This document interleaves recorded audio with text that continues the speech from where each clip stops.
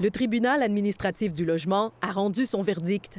Pour un logement non chauffé, un propriétaire pourrait augmenter son loyer de 5,9 %, ce qui veut dire que pour un loyer de 1 000 $, il en coûterait 59 $ de plus par mois. Comparé à 4 % avant, c'est sûr que c'est plutôt déconcertant et surtout indignant. Je pense que déjà les loyers sont élevés. Ça va être difficile de payer les factures, tout ça. Ça va être tellement compliqué. Il y a beaucoup de cachets dans cet immeuble ici.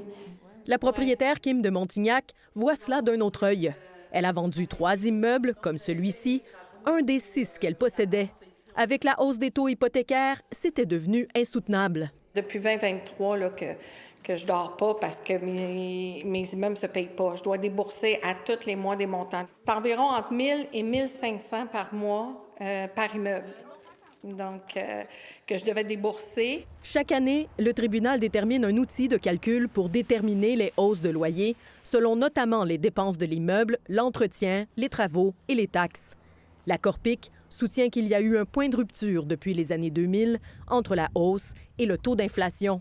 Depuis 2005, les hausses calculées par le tribunal ont toujours été sous la barre de l'inflation. Il y a eu un point de rupture et qu'il y a un décalage, il y a un retard.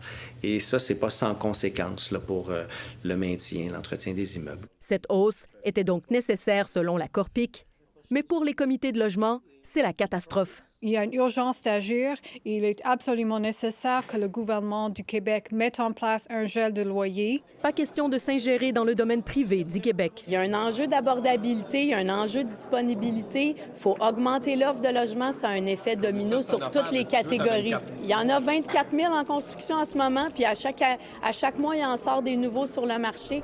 Dans l'opposition, les libéraux croient que la méthode de calcul du tribunal devrait être revue, tandis que Québec solidaire exige un mécanisme de contrôle des loyers.